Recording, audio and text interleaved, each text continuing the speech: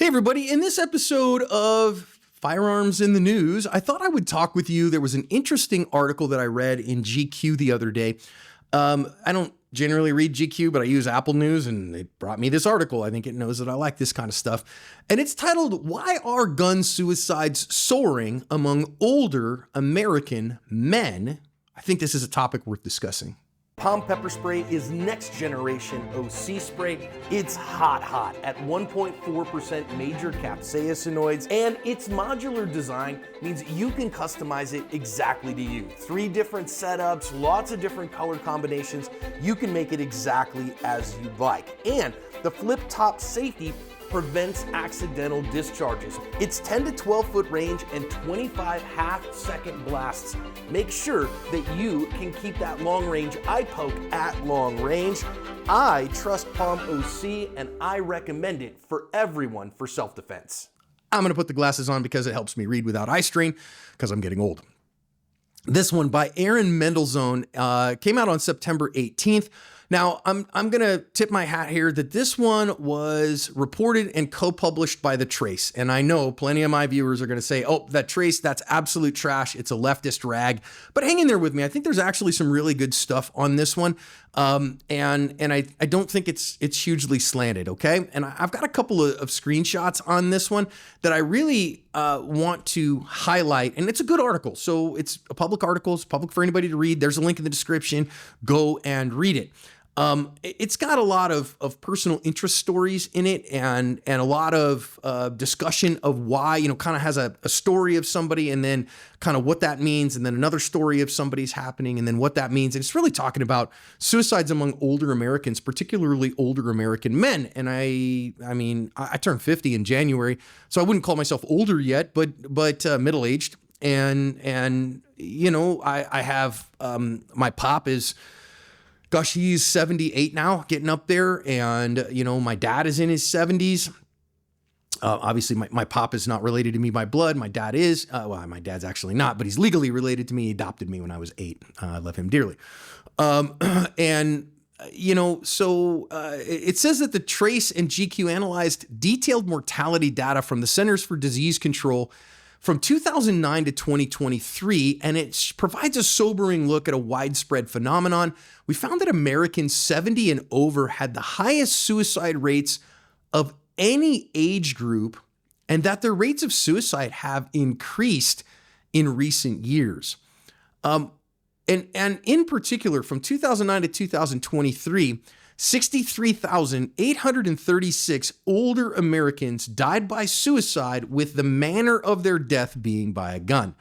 And that's pretty serious stuff, right? So if you look here, how many yearly suicides that we had down 2003, 2004, 5, 6, 7, you had around 3,000 deaths a year by suicide with a firearm. Then it started just climbing around 2008. And if you look at the graph, it goes up and continues to go up until 2022, with a little dip in 2023, where we go from 3,000 to 5,500. So in that last 15 years or so, they've almost doubled, which is a pretty serious issue. It also says that the rates are particularly high in rural areas. In Park County, Colorado, for instance, 51 per 100,000 residents over 70 died by suicide with a gun. It's in the top 1% of U.S. counties. I sure hope so. 51 is a huge number. More than quadruple the rate in nearby Denver County, right? So there's an interesting bit. They show some more interesting stuff on rates. There's a lot of interesting graphs in here, which is one of the helpful things here. If you look, the next one I want to show you is U.S. gun suicide rates increases with age. And this is data from 2018 to 2023. Here's a trend. So if you look, right, from ages 15 to 24, suicides per 100,000 people utilizing a firearm, you've got 15 to 24-year-olds actually are the lowest group. And then it pretty consistently rises until you see a big jump, like a significant jump, 75 to 84 years, and then 85 plus. So huge numbers, which I think are really lamentable numbers even at their lowest bit, but huge jump among older Americans. And I think that is pretty significant. So all by itself, why is that? And I think there's actually a good discussion in here that a good number of those suicides are for a couple reasons. That number one, mental health issues among the elderly are not really well taken care of. They get dismissed an awful lot instead of treated with the respect that they are. And I think it's worth talking to your elderly relatives, if you're not elderly yourself, about their mental health, about, if they meet the diagnostic criteria for depression. If they're thinking of harming themselves. And also, a lot of these folks that are elderly Americans, they end up with terminal illnesses, and they don't understand hospice care, or they feel like they can't afford hospice care, and they don't want to be a burden on their families. And so they decide to die by suicide. And rather than do that in a state, like in a physician-assisted manner, they just do it themselves, utilizing a firearm. And that's, I think, where the rural Americans, where they don't have access to healthcare like they do in suburban settings and in urban settings, that happens more. And with older people, again, I think happens more. And so I think there's a really good little applicational bit here that I want us to look at in the article. And it says this is one of the experts, encourages people to talk to aging relatives about giving up guns, akin to conversations about giving up the car keys. Now, this one, it says a University of Colorado School of Medicine group released a toolkit for older adults to inventory their guns, determine when to give them up or to transfer them, and to whom. This one hits close to home to me because I remember when my grandmother got to be about 84, 85. She was living near us and lived in a house that I owned, actually. And her Parkinson's was getting bad. And I remember the day she called me, she was out running errands and called me on her cell phone because she couldn't remember where she was. And she's like, she called me JP. You're not allowed to call me that, but she did. And she said, JP, I need some help. I can't figure out how to get home from here. Okay, Grandma, where are you? I don't know. And thankfully, she had her phone on her. I was able, because we had her Find My on her iPhone, so I was able to figure out exactly where she was and said, just hang out there, Grandma, and maybe go inside the restaurant right where you're at and have a glass of tea, and I'll be there in 10 minutes, or I'm going to sit and talk with you on the phone for that 10 minutes, and I'm on my way to come get you, and we'll get you home. And after that, I had to have a talk with Grandma about maybe it's probably time to give up driving because, if we can't know where we are, then we don't make good decisions there. And the chances of us not making a good decision in the moment and hurting somebody are pretty high. And thankfully, Grandma was able to make that decision on her own and gave up driving on her own and just didn't renew her driver's license, which was up for renewal in just a couple of weeks.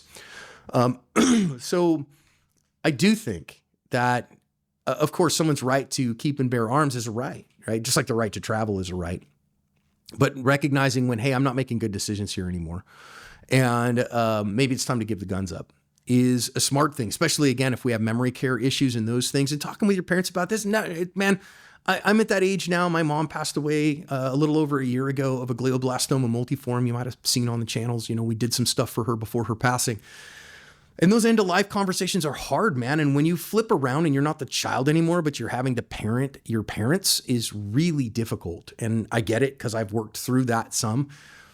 And, hopefully I'm better at it when I get to those ages than my parents were, that I don't make it as stressful on my kids as it was on me. But having those conversations, I think, is actually a smart, right? And I also want to say who's the one who's doing this. So I think a couple other interesting things in this article is that of those people who had died by suicide with firearms, white men are where it is. And I say that as a white dude. From 2018 to 2023, the rate of gun suicides among white men 70 and older was more than triple that of any other group, according to an analysis by the Trace. So white men, something like 15 times more than white women. Men about 35 times higher than women to die by suicide with a gun. Again, in Black Americans, 15 times more men than women, and Asian women just didn't even have a statistic in there. So there was some data excluded there. Any gender groups of less than 1 million people or fewer than 10 gun suicides didn't have any data available to it. Last one that I wanted to say is the rural areas here. I want to show you this one. Who is at the highest risk? People living in rural areas. So if you look, it's pretty much a linear progression at the bottom. Large cities with 1 million or more inhabitants. I live in Phoenix. It's a large city.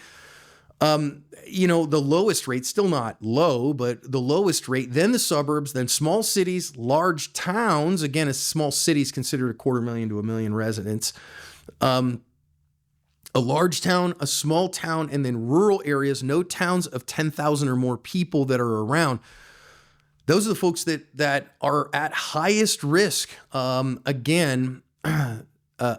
older residents. So if you've got family that live out in rural areas, this is really, really something. And I just think that this is something that we should deal with. Suicide touches us all and affects us all. And of course, one of the challenges here is, I'm wildly pro Second Amendment and active self-protection. That's our only political position at ASP is the right to keep and bear arms shall not be infringed. And also mental health care and mental issues are a huge thing for me. And so I think that everyone has the right to own guns, but not everyone should. And so when I say you have the right to, I don't think the government should come in and say, oh, you're over 70, so you've got too high a suicide rate to own a firearm. No, hogwash on that. We have due process for a reason. But it's worth having discussions yourself, privately, with your family, with your loved ones, and having those discussions. And I have a question for you on this. Have you had to have one of these discussions with your loved ones? Hey, is it time for me to take possession of the firearms? Is it time for me to take over that for you? This is where I love organizations like Hold My Guns. And in fact, I'll try to put a link in the description on this one to make sure that, hey, they are a voluntary organization that can store firearms during mental health crisis. So then that way your rights are represented and your rights are intact, but you can weather storms with them. Now, I live in Arizona. I've been that for people many times. And somebody says, John, I need to get a gun out of my house because I'm having intrusive thoughts. Sure, I'm on my way. I'll come get it right now. It can live in my safe. We don't need any government involvement. In some states, you can't do that. And so that's, especially there, a place like Hold My Guns, really, really important. But also in places like Arizona, if you don't have a friend that can take possession of the gun, having an organization like that, really important. So this is a topic I think we should talk about. And is this something that's affected your life? Let me know how it affected your life and how you dealt with it. And did you have these kind of conversations? Or I can tell you, I've had too many friends die by suicide, and I hate it. And every time it happens, it guts me. I can't even count the number of friends I've lost to suicide at this point. It's in the dozens for sure.